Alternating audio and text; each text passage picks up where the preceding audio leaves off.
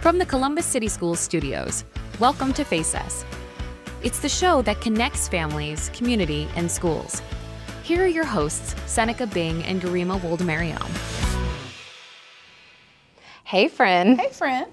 And hey, you, Columbus. Welcome to Faces. Today, we are getting ready for all things college. Yes, time to sound the alarm. Sound the alarm for who? For the Buckeyes, no. For students who are looking for direction and parents who are looking for when things are due. Oh, you mean when what's the 411 becomes 911? Right, at that same time. We have an exciting show lined up for you. Today, we're starting off at Mifflin High School with the Columbus Foundation for our scholarship workshop. Then we are in the studio with Kate Webster and Felicia Travis talking about different paths for students to take to get ready for college, both academically and financially. But before we do all that, let's catch up with Renee Harris and Math Everywhere. Math is everywhere you look. It's in everything you do. And it can be fun to use. Join us for today's episode of Math Everywhere, with Renee Harris, our host. Hello and welcome to Math Everywhere. I'm Renee Harris, your math magician, helping you to see the magic in math.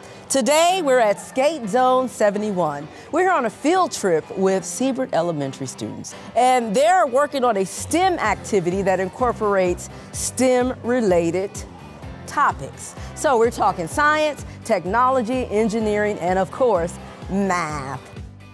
Okay, so now we know, families, when we're talking about STEM, we're talking about science, technology, engineering, and math.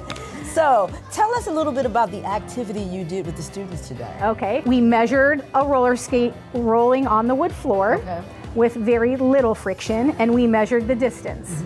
And then we did the same thing with more friction on the carpet. We wanted the kids to see that when we measured the distance on the wood floor, the distance would be farther because there's less friction on the wood floor. And then we did it on the carpet, and the distance should have been shorter because there's more resistance and more friction on the carpet. So once we did that several times on the wood floor and several times on the carpet, we added those distances together and we determined the average. So we were working on determining averages. I think that is an awesome tie-in with all elements of that STEM education. Now, for me in particular, I like to focus on the math and things. And so I heard you say something about distance. I also heard you say something about average. So when you were preparing this lesson, what math in particular were you wanting to focus on or wanting to draw out of the students through the lessons? The math that we did, I used your curriculum and noticed that this would be a perfect lesson match for your curriculum with addition and adding double digits. So we did a little bit of addition, we did a little bit of division. That's math. Yes. One thing when we think about when we're visiting a skating rink, we don't often think about the math that is involved here. But I did a little research and I found out some things about this particular roller skating rink. It is approximately 13,000 square feet. So the skating surface itself is about 13,000 square feet. I also found out that 16 laps around, that means if we go around this skating rink 16 times, that equals 1 mile. Now, we're always thinking about where the math is and things, so let's just say I don't make it around 16 times, but I make it around 8 times, then at least I've still done a half a mile. So that is good exercise, and guess what else? That's math. Now, I did also notice you were taking apart roller skates when I first got here. Tell us a little bit about that. A lot of kids feel that STEM is scary, and STEM is not scary. And so taking apart the roller skate, we really want them to understand what engineers do.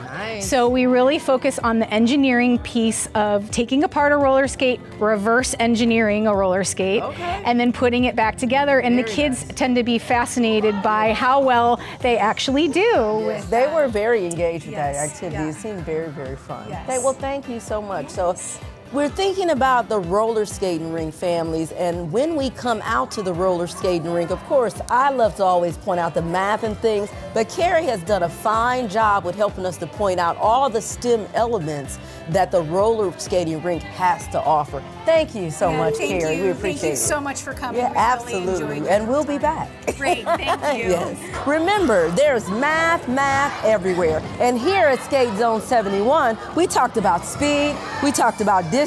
So remember, if you plan to visit Skate Zone 71 soon, the distance of this roller skating rink is 13,000 square feet.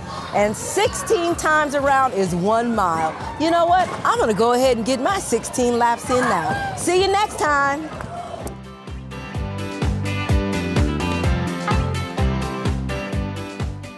So we are here at Mifflin High School with Alicia Zemprick, the Associate Director of Scholarships at the Columbus Foundation. Thank you for joining me. Thank you for having me.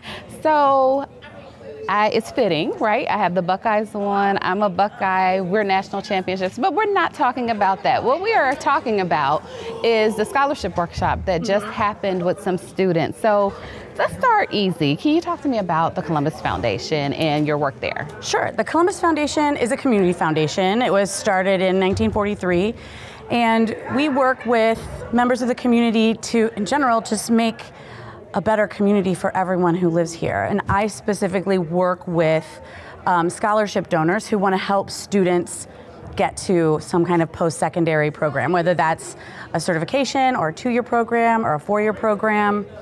We want to help students get through, and so come to Mifflin High School, and I visit a lot of Columbus City schools, high schools, to walk students through an application to help them find the right scholarships for them. Okay, and you brought up, and I'm happy that you did, so the scholarships are not just for 4-year university. You brought up that donors are, it's a variety, right? And so they set the criteria. It could be a certificate or 2-year also. Right. I love that. Yeah. I love that. So when you're speaking to donors, what is some of the conversation that you have with them about the scholarships?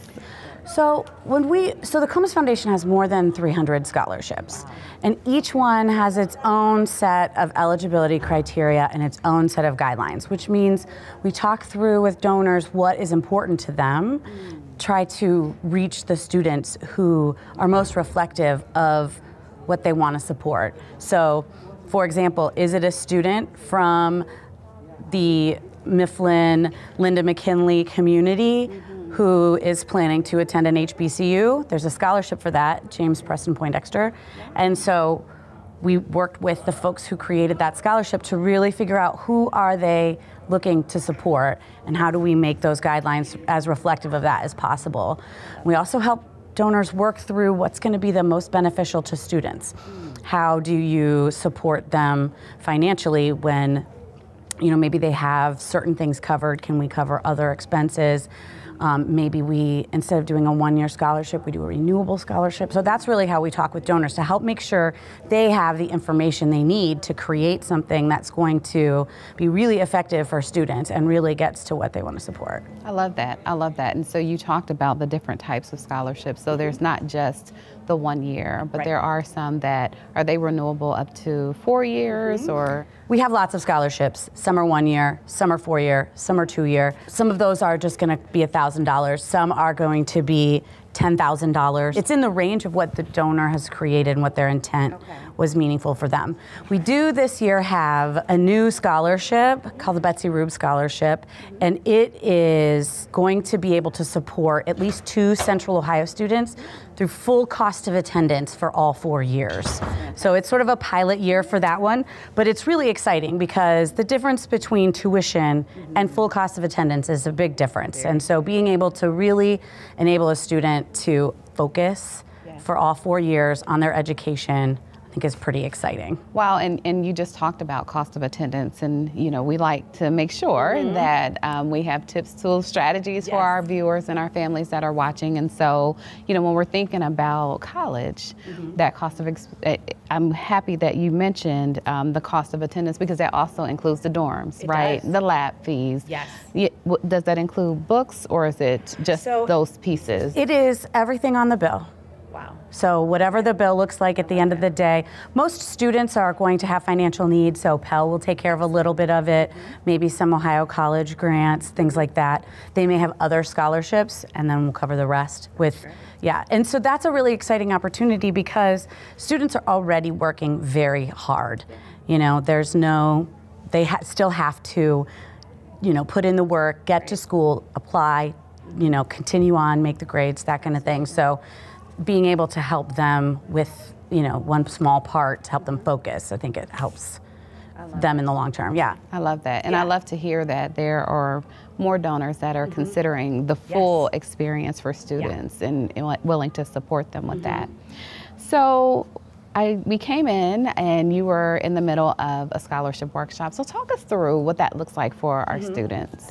The application really is for them, and that we really want them to complete the application. It's not just some sort of national thing. This is a local opportunity for students that is unique to them.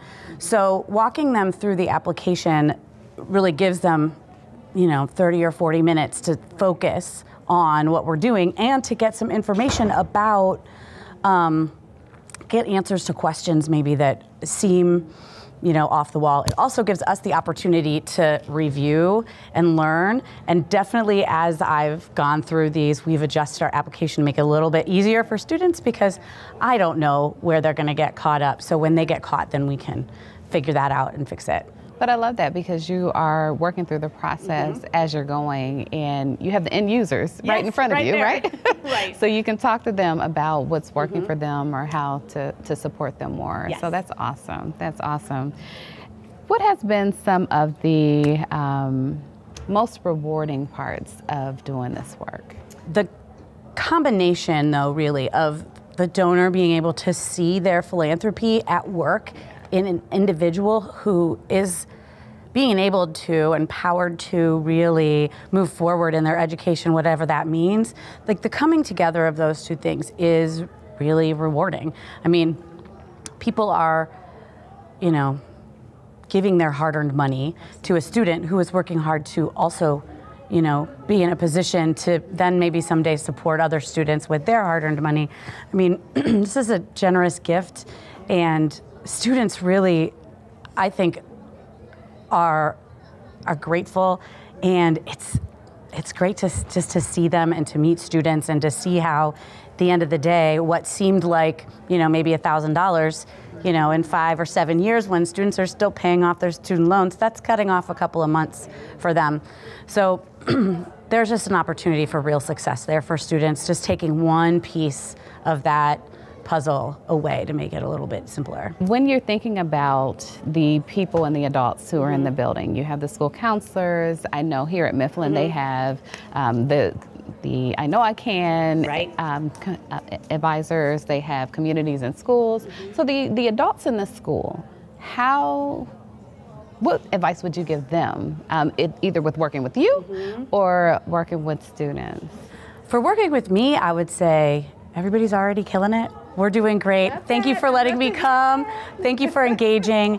But like right now, you could look around the room and you can see, you know, Mrs. Rendio actually interacting with students. And I think that that's where the success is interacting with students, making sure they know that, you know, people see them as a real human being, engaging, interesting, and just working through all of those things. So the time and attention, I think, is the most beneficial thing that folks have been sharing with students. Awesome. Yeah. And so one last question, what advice would you give a parent, a family member, a community member who's watching and who wants to get involved? I would say if you have students in your life who are looking into some kind of post-secondary program, I would say tap into every resource. Talk to the school counselor, have the teacher help them with their essay and their resume, have someone from I Know I Can walk them through the FAFSA. All of these people really are, myself included, we want to help students. So I would say, you know, open the door and let people help you, and I know that I would be happy to help anyone out as they go through our application. And I mean, I observe people just really want to help, so that's what my advice would be. Absolutely. I love that. And this is a walk down memory lane. I was also happy that Ms. Rundio allowed me to, work with some of the students today. And, right outside the doors, they are doing report card conversations. So it really is a concerted effort to make sure that our students have the support that they need from caring adults. Yes. So awesome. Thank you so much for joining. Yes, thank you for having me. And for the work that you do. Oh, absolutely. Thank you. You're welcome.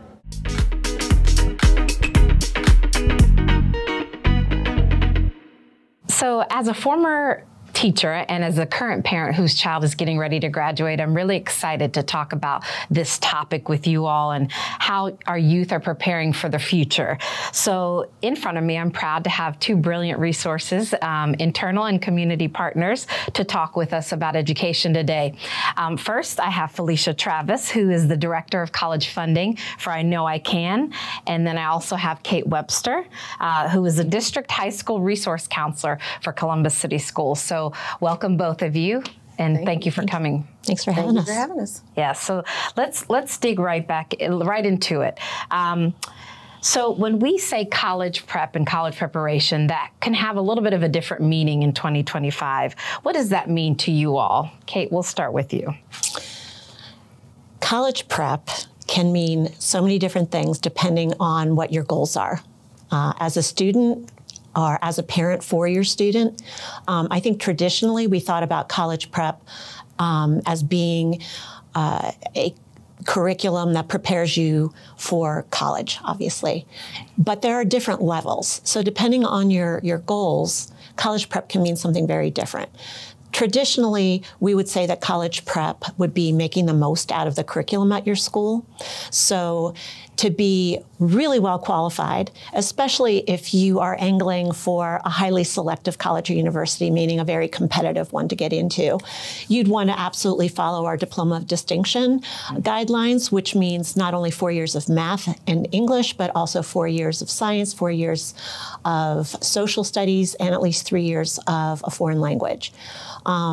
That's what those colleges are going to be looking for in terms of highly prepared. However, there are other goals that students have. So one of the things I think that people don't think about, our career centers are very college prep. So they prepare students for college. You may not, if you attend those places, maybe be able to fit in the whole Diploma of Distinction, but some students certainly can. But those are preparing them for other pathways, and they're preparing them very well. So depending on what that college prep means for you, it can either be at everything from a 4-year highly selective competitive college to perhaps getting credentials, going on and getting credentials at Columbus State. And I know Felicia's going to talk to us about Columbus Promise and those opportunities. So that's why it's so important to work with those college access people in the building, including your school counselors, so that you can really tailor your preparation for your post-secondary goals. Thank you, Kate. So Felicia, from the I Know I Can's perspective, what does that look like in terms of college prep? We're looking at now the student in life after high school. Emotional intelligence, life skills, like essential life skills, time management skills, like aside from the academics of it all, but who are you showing up on a college campus if that's your choice? Like, what are you bringing to that campus? What can you add to that campus? Like, what is your added value? Financial education and things like that. So whether you decide to go a traditional college approach or get a job or a credential program, do you know how to manage your money? So, we're talking about college, but before we get to college, we have to cross that threshold. We have to graduate. So, yes. Kate, talk to me a little bit about what are the current graduation requirements. I know that could be a whole segment. There are 3 buckets of requirements, I always say. Okay. In the first bucket, students need to earn 22 specific credits. In the second bucket is about competency. Competency is largely defined by testing. The first and foremost, the primary way that students can earn that section is to score at a competent level in both Algebra 1 and English 10. However, some students aren't the greatest at testing, right? So there are other options there. If the students have to sit for those tests at least twice, try at least twice, and then they can pursue an alternate, so to speak. There are a lot, but the most popular ones for our students are a work pathway. So they would earn 12 points in a particular credential pathway, or the web exams that go along with those. And then they would also earn something called the Ohio Means Jobs Readiness Seal. Which just mandates that students have a job or they work in the community, volunteer. So they have to have mentors from both the community and the school, usually, to sign off on 15 different professional skills. The third bucket, students have to show college and career readiness, and they do that by earning what we call SEALs. The good news is that if students earn that credential and that Ohio Means Jobs Readiness in the competency, guess what? They earn those 2 SEALs over in the SEALs area. So they're double dipping and they're done. They're good. If I'm a parent sitting at home and I'm wondering, I don't know where my child is, who do they reach out to? Who can they speak to at the schools? They should reach out to their school counselor. Tell me, what is I Know I Can, and how does it help to support students in Columbus City Schools? We're a nonprofit college access and now career-oriented organization. And we have advisors in every CCS high school, college advising managers. I'm sorry, just to get the term correct. And they're called, to interrupt you, CAMs, right? They are called CAMs for short. Of acronyms. So, okay. Yes, CAMs for short, but they are in the high schools just to come alongside the school counselors and the building administrators to just aid as an assist in the building to make sure that students know what their options are after high school. So we are there in the buildings every single day, making sure that students have enough support from CCS as well as us and other partners that may be in the buildings as well, just to navigate whatever the process be, whether it's a career trajectory, whether it's military that they're choosing after high school, whether it's college that they're choosing, that they know what their options are and they feel supported. Okay, and so you kind of went right into the next question that I was going to ask about the different pathways. And, traditionally, we really encourage students to go to college. So talk to me a little bit more about how you encourage students to really explore the different pathways. Yeah. And then also, if you don't mind, talking about the Columbus Promise as well. Sure. So that is yet another, but there's just so many now. It's so different than when even I was younger and in high school. It was like, are you going to go to college? And that was kind of it. That was the conversation. Are you going to get a job? Or are you going to go straight to college? And it was more of a 4-year conversation. Yes. And I'm not from Columbus, but just from Cleveland, like that was the conversation. But now there's just so many other ways to find success. And I think it's important for students to know that success can be defined on your own. It's not just one thing, and that we cultivate whatever that thing may be for the students. So we are working with students to help them explore their interests now. So even at a younger level, like what are you interested in? And then how can that turn into a career field for you? So that's kind of like where we're going with that. Columbus Promise is an amazing program. Students now can attend Columbus State Community College free tuition, which is... And let's reemphasize that. Yes. Say that again. Free tuition. Tuition free. Yes. So we're excited about that because some students may not have seen college as an opportunity for them. But now Columbus Promise makes that possible. So anyone, as far as like a 2025 graduating senior, can now go to, as long as, of course, they apply.